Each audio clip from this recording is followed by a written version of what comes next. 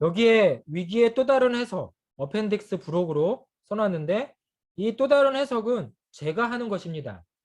물론 제 해석은 여러 연구 자료와 또 제가 연구한 자료를 토대로 하고 있습니다. 즉, 위기에 대한 해석을 하고 있다는 거예요. 위기에 대한 해석을 제가 길을 물질관이라고 얘기했잖아요. 물질로 보자. 그러면 여기서 일단 위기를 물질로 보는데 어떤 물질하고 연관하면 위기 속성을 제일 잘 이해할까요? 그게 옛 문헌에도 이미 나와 있지만 술을 마시면 됩니다. 예, 여러분 제 설명 들어보고 뭐 많은 술은 아니어도 식사 전후에 음주를 하면서 내 피부가 이렇게 빨개지는구나를 옛사람들이 본 위기 현상이구나라고 해석하면 됩니다. 술을 마셨더니 위기가 먼저 피부를 선행해서 랑맥, 표피에 있는 피부 정맥을 어, 가득 채워서 결국은 나타난 현상이 있는데 이런 현상이 결국 술 먹는 거와 위기가 비슷한 거 아니에요? 라는 질문이에요. 이러한 질문이 영추, 영희 생애편에 등장하는 거예요. 그러면서 여기의 핵심은 뭐냐면 위기라고 하는 것이 어떤 성격이에요? 라고 얘기할 때 그 성격은 술의 성질과 비슷하다라고 얘기해요. 결국 알코올이 가진 성질을 이해하면 위기의 성질을 이해할 수 있는 거죠. 그럼 알코올의 성질은 뭐죠? 친수성이면서 또한 지방에도 잘 녹아요. 결국은 알코올이 지방과 물에 다 잘 녹는 물질이죠. 그로 인해서 우리는 알코올을 지용성 물질로도 해석을 합니다. 그래서 왜 우리는 술을 마시면 얼굴이 빨개질까요? 왜 우리는 술도 마시고 물을 마시면 물을 마시는 것보다 술 마신 게 더 몸에 빨리 흡수가 될까요? 라는 질문을 던졌을 때 그것은 술은 상부 위장관에서 먼저 흡수되기 시작해요. 점막을 통해서 이동할 수 있기 때문에 그렇죠. 물은 그냥 이동이 안 돼요. 소디움을 통해서 포타슘을 통해서 펌프를 이용해서 소장이나 대장 등에서 결국은 에너지를 이용해서 물을 흡수할 수밖에 없어요. 그렇지만 알코올은 그냥 자연스럽게 점막을 통해서 이동할 수 있습니다. 그래서 이러한 성질 때문에 우리가 술을 마시면 물을 마신 것보다 더 빨리 흡수가 되고 그러한 현상을 경험하는 거죠. 이러한 현상들이 옛사람들도 관찰 가능했기 때문에 이런 말을 한 거고 이러한 현상을 비추어서 우리 유명한 명나라 장경환 선생님은 술과 음식을 빠르고 표질한 기운이다라고 하고 이를 위기와 비슷하게 표현한 것입니다. 즉, 제가 이러한 토대를 통해서 알코올이 곧 우리 몸에서 위기와 가장 비슷한 물질적 기반이다라고 얘기하는 거죠. 그럼 우리 몸에 알코올을 찾아야만이 위기가 될까요? 그건 아니에요. 알코올이 가지는 물질적 기반은 어떤 특징이냐면 지용성이라는 거예요. 결국은 혈관벽이든 각종 세포막을 잘 이동하는 것이죠. 이렇게 세포막을 잘 이동할 수 있는 물질들이 우리 몸에 다양한 성분으로 존재해요. 그 중에 하나가 산화질소. 산화질소도 우리 몸을 잘 이동합니다. 그리고 또 하나 여러분이 생각하는 담배 성분, 니코틴, 마약 성분, 다양한 성분들 다 우리 세포를 자유롭게 이동할 수 있어요. 그래서 이런 성분을 한편으로 중독성 성분이라고 얘기합니다. 이런 중독성 성분을 가지고 있는 물질들이 대부분 지용성 물질에 가까워요. 그래서 여러분이 혹시나 들어봤을 거예요. 해부학 시간에 BBB라고 하는 곳을 통과할 수 있는 물질과 통과할 수 없는 물질에 대한 구분을 배운 적이 있어요. 브레인 블러드 베어리어라고 하는 뇌혈관에 이 막강한 벽을 침투할 수 있는 물질이 무엇이냐, 이러한 것들에서 자유로운 것들을 우리는 지용성 물질이라고 여러분이 이미 배웠어요. 이렇듯 위기라고 하는 속성은 알코올처럼 지용성 성분을 가지는 우리 몸의 특정한 물질적 기반이다라고 얘기할 수 있는 것이죠. 그래서 위기의 성질이 곧 탁하다라고 얘기한 것은 그냥 혼합물이 아니라 날래고 빠르다라고 하는 얘기인 것입니다. 그래서 옛 의가들은 청탁의 구분에 있어서 연기는 맑다, 위기는 탁하다고 할 때 맑음이라고 하는 것은 혈관 내에 머물러 있는 공간, 탁하다라고 하는 것은 혈관 내에 머무르지 못하고 성질이 굉장히 표활하다, 빠르다, 거세다라고 얘기하는 것이죠. 이런 느낌을 가지고 여러분이 이 느낌을 비교하고 싶으면 물 한 잔을 먹었을 때의 느낌과 물 한 잔을 먹었을 때의 느낌과 술 한 잔을 먹었을 때 느낌이 어떻게 바뀌는지를 경험하면 그것이 곧 청과 탁의 구분이라는 것을 경험할 수 있습니다. 이해되셨죠? 이러한 토대가 결국은 우리 몸의 기에 물질관의 토대에 많은 영향을 주면서 일어나고 있다는 거예요. 그러면서 저는 위기에 대한 속성을 또 하나 얘기하고자 하는 거예요. 우리의 위기의 변화를 결국은 운행이라고 하는 방식으로 관찰하게 되는데 옛날 사람들의 시간 개념은 어땠을까요?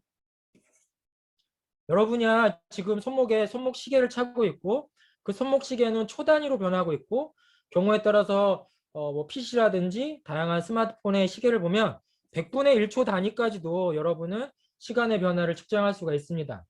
그렇지만 이 변화, 시간의 변화를 옛사람들 똑같이 이렇게 짧은 시간의 변화가 관찰 가능했을까요? 그러한 변화를 규정할 수 있는 시계라고 하는 게 존재했었나요? 우리가 생각하는 시간의 흐름을 옛사람의 입장에서 관찰하면 그 시간의 변화는 매우 느리게 변화가 돼요. 결국은 그 중에 하나가 뭐죠? 해시계가 될 거고요. 두 번째는 물시계가 될 거고요. 해와 물이 없는 조건에서는 하늘의 별자를 이용한 별시계를 쓰게 됩니다.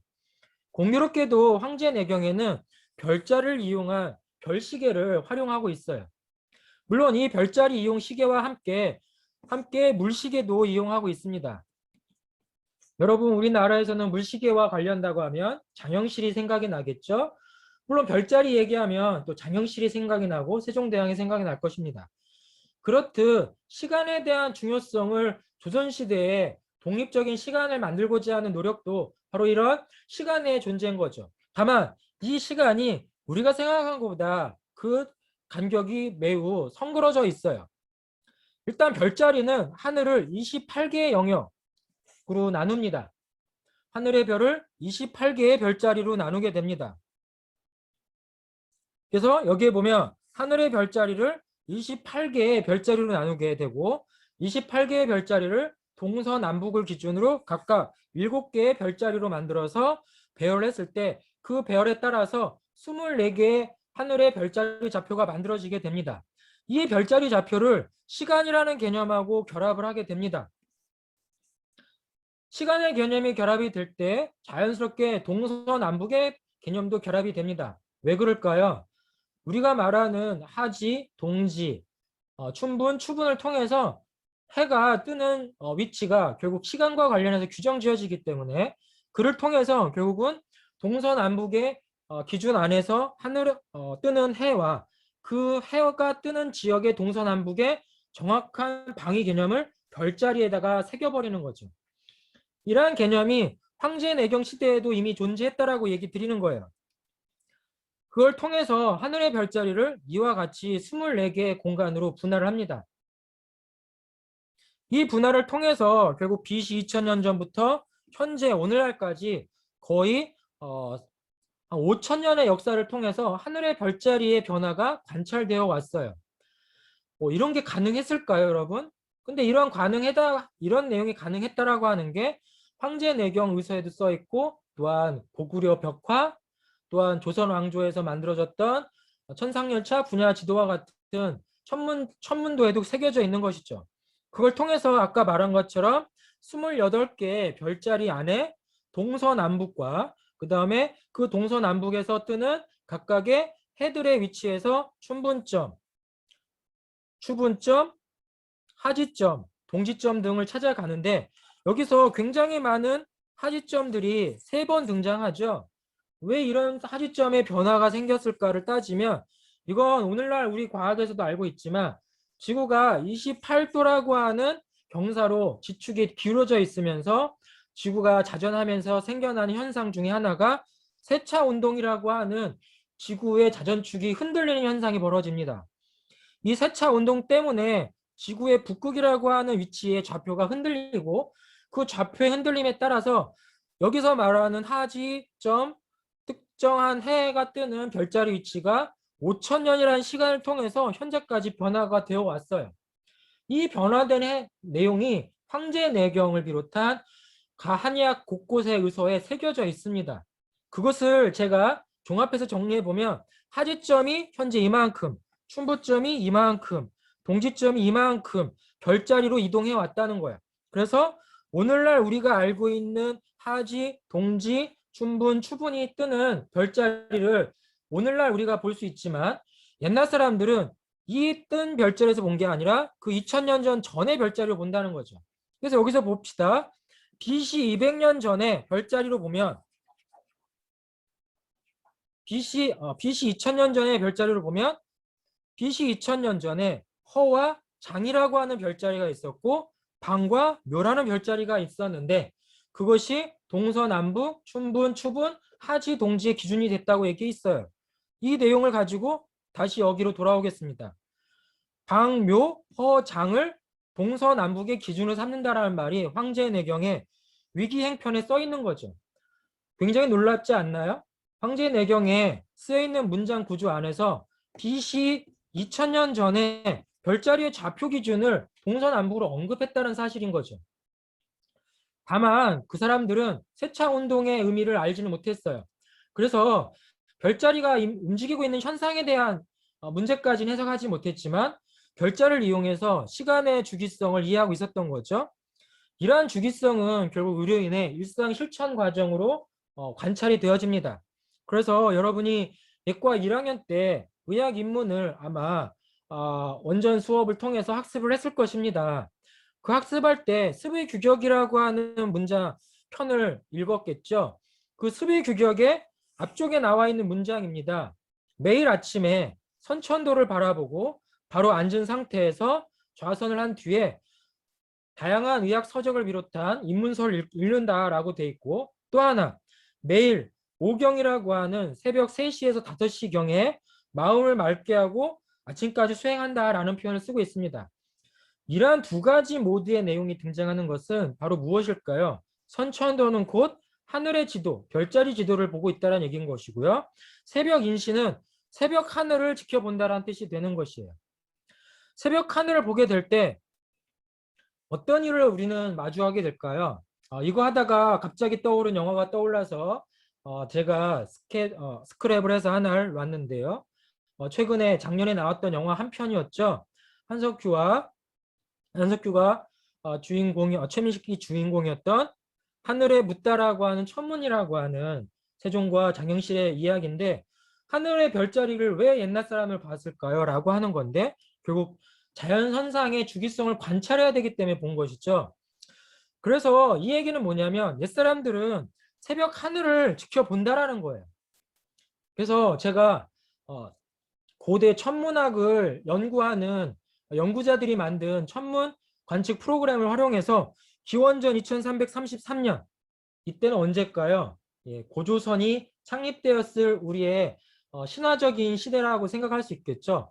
그 당시, 그러니까 현재로부터 BC 2000년 전, 결국은 4000년 전, 아까도 얘기했던 황제내경에 나오는 방수, 묘수, 허수, 장수들이 동서남북의 기준을 만든다라고 할 때 정말 그 새벽별들을 기준으로 동서남북의 기준을 삼으려고 했을까라고 하는 것을 보여드리는 것입니다.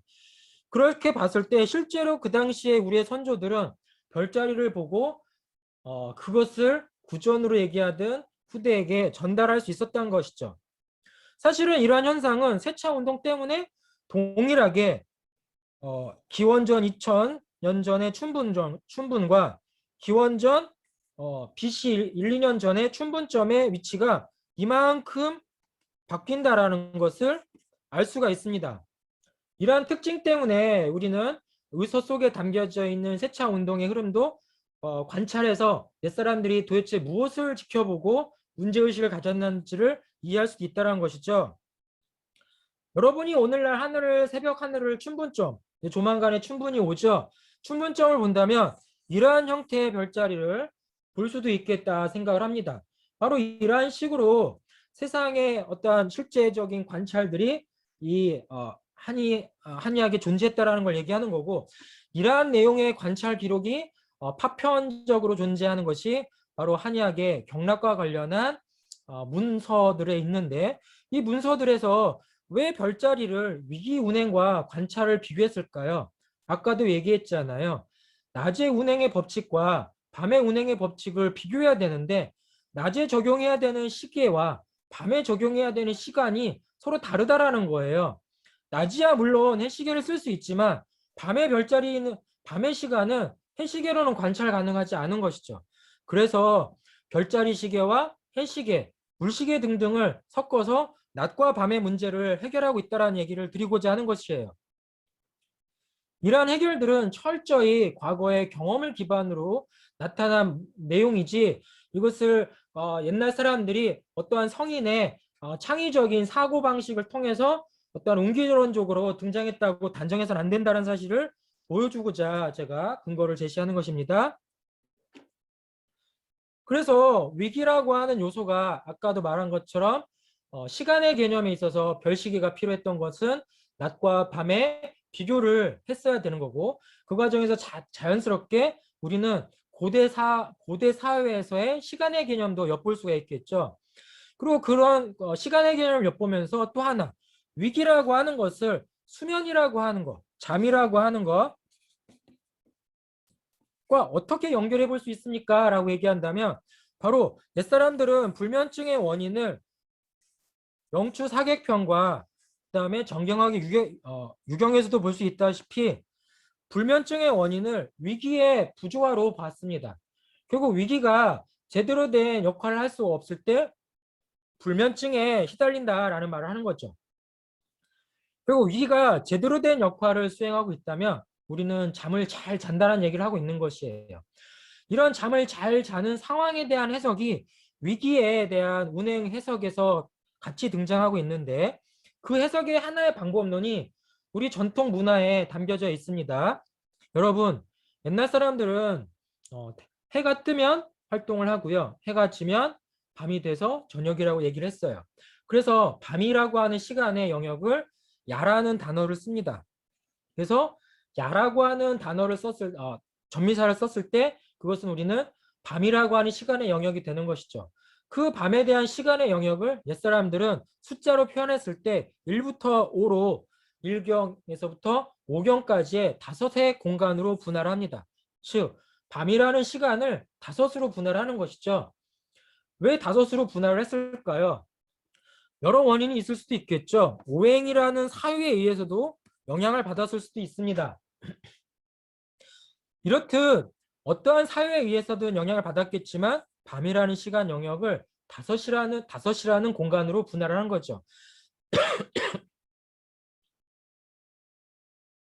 그리고 그 밤이 끝나는 시간이 인시라고 하는 새벽 3시에서 5시의 영역으로 설정을 합니다. 그래서 아까도 보듯이 의학 인문을 비롯한 옛날 사람들의 새벽 활동은 새벽 3시에서 5시가 일어나는 시간이 되었어요. 여러분 혹시 요즘 사회에서 조찬 모임이라고 하는 걸 들어봤을 것입니다. 조찬이라고 하는 것은 아침에 회의를 한다는 뜻이죠. 조선 시대에는 조찬 모임을 왕을 중심으로 일어났는데 이때 조선 왕조에서 일어난 조찬 모임의 시간이 바로 새벽 3시에서 5시였어요. 결국 왕은 새벽 3시에서 5시에 일어나서 신하를 마주하고 있었다는 얘기가 되겠죠.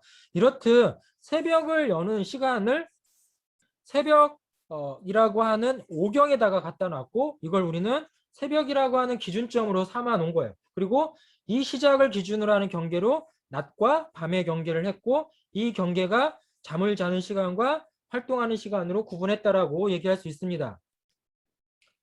여기에서 우리는 인체의 자연적인 생리 현상 하나를 비교해 보려고 해요. 생리 현상 중에 하나가 아까도 말했지만 잠과 관련해서 한번 얘기해 보려고 해요. 여러분이 잠을 잘 잔다라고 하는 것은 정상적으로 몇 시간을 잤을 때 잠을 잘 잔 건가요? 오른쪽 상단에 있는 그래프는 사람이 태어나서 성장하는 과정에서 평균적인 수면 시간을 얘기합니다. 우리 성인의 평균 시간은 대략 8시간에서 6시간 사이에 놓여 있다고 해요. 특히나 여러분은 평균 6시간에서 8시간 사이라고 얘기할 수 있겠죠. 어린아이는 막 태어나면 대부분의 3분의 2 시간을 잠자는 시간으로 쓰고 나이가 들수록 잠자는 시간은 6시간 이내로 줄어들게 됩니다. 근데 여기서 우리가 생각해야 되는 시간이 일관된 시간이 있어요. 그 시간이 뭐냐면 꿈을 꾸는 시간이 일정 성인이 된 이후로는 일정해진다는 뜻이에요.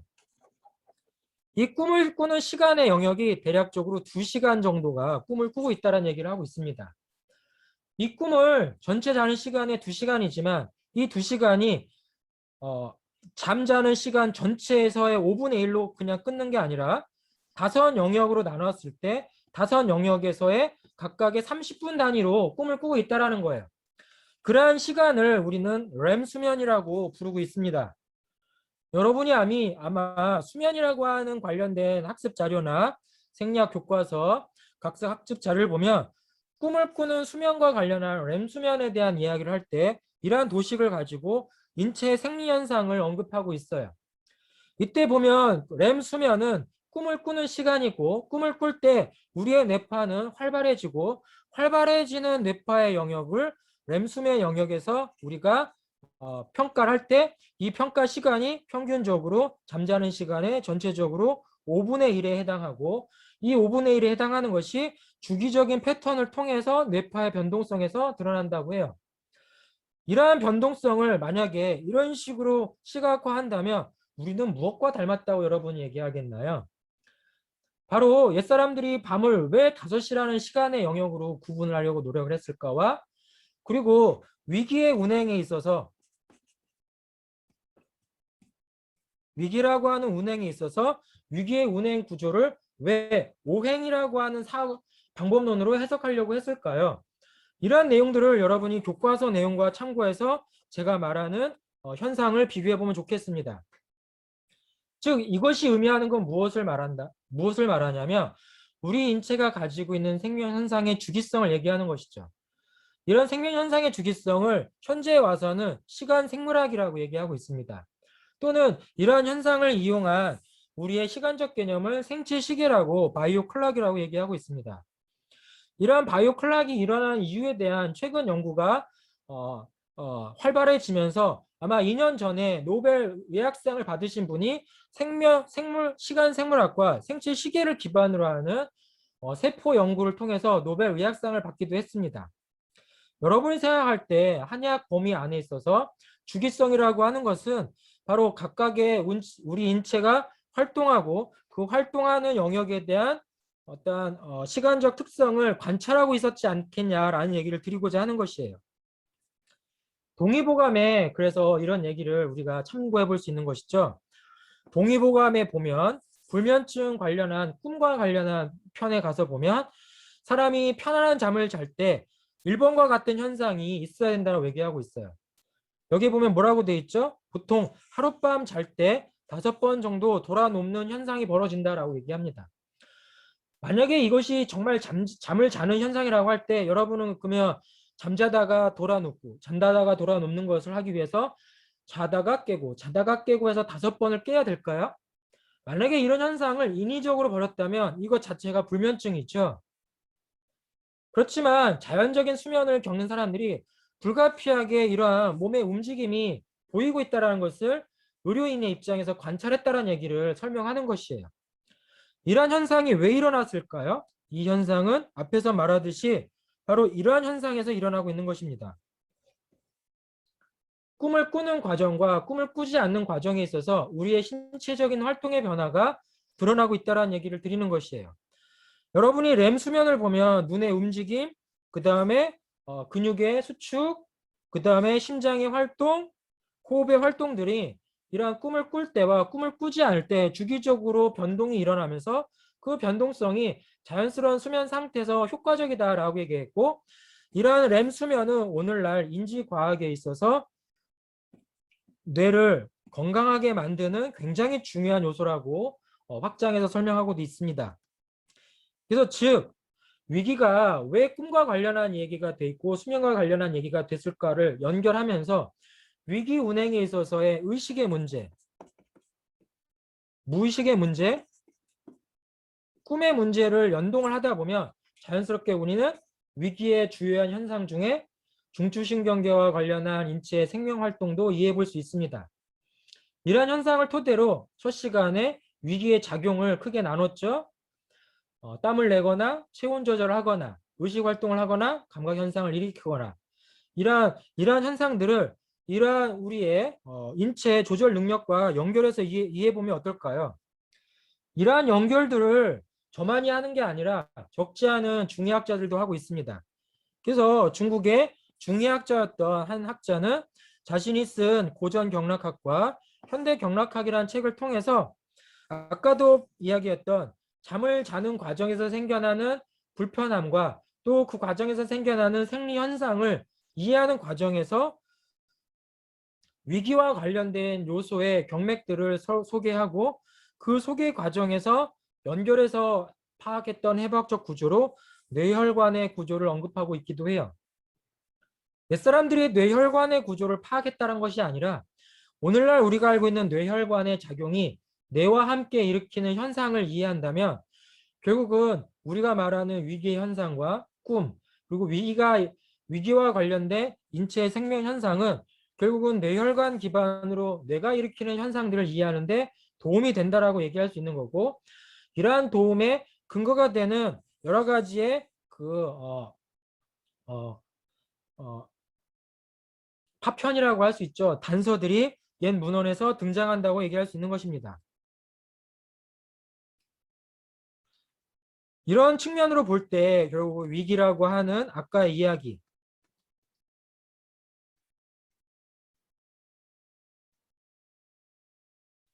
물질에 기반을 두고 결국 비비비를 통과하고 온몸을 자유롭게 이동할 수 있는 물질적인 기반의 요소들이 어떻게 우리의 중추신경계에 뇌 인지 기능 아니면 우리의 감각작용에 영향을 미치는지도 한번 생각해 보고 그러한 현상들과 연관된 한의학적 해석들이 위기라고 하는 영역 안에서의 생리적 기능, 병리적 문제, 또 이를 활용한 약물과 침치료의 활용적 측면들도 가능해졌다라고 생각하는 것이죠.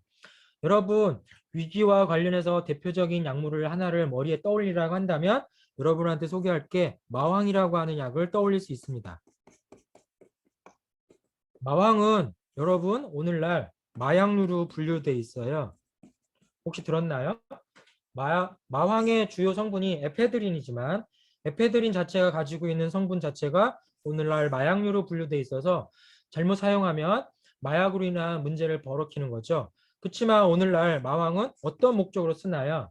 적지 않은 한의사들이 발한제, 땀을 나게 하는 약물로 쓰거나 아니면 비만 치료제, 살을 빼게 하는 지방을 분해하게 하는 약물로 쓰거나 아니면 또 다른 약물, 교감신경을 흥분하게 해서 결국은 우리 몸에 기침을 가라앉게 하고 관련된 체온 조절을 하는 약물로 쓰기도 합니다. 그래서 여러분이 아마 조금 더 한약을 열심히 학습한 사람들은 마왕을 중심으로 하는 약물들이 땀을 나게 하면서 우리의 감기를 치료하는 대표적 약물로 소개되고 있기도 할 거예요. 이러한 약물들이 궁극에 여러분이 오늘 설명했던 위기적 요소로 얘기한다면 가장 대표적으로 위기를 닮은 약물일 수도 있겠죠.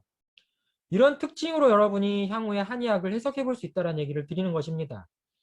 오늘 위기의 문제, 연기의 문제도 사실은 좀 더 보완해서 소개를 해야 되지만 시간이 더 거의 끝나는 과정으로 일단 위기의 해석으로서 제가 마무리하는데 이 해석을 둠으로 인해서 첫 시간에 얘기했던 기의 물질관, 그 물질관을 교과서적으로 얘기했을 때 원기, 종기, 그 다음에 위기, 연기라고 얘기했을 때 그것이 갖는 생성과 그 다음에 작용을 1교시에서 파악했다면 2교시 오늘 이러한 특징에서 물질적인 측면에서 위기라고 하는 것이 우리 몸에서 어떠한 작용과 현상을 일으키는 것에서 관찰하고 설명하려고 들었는지를 소개해 본 것입니다.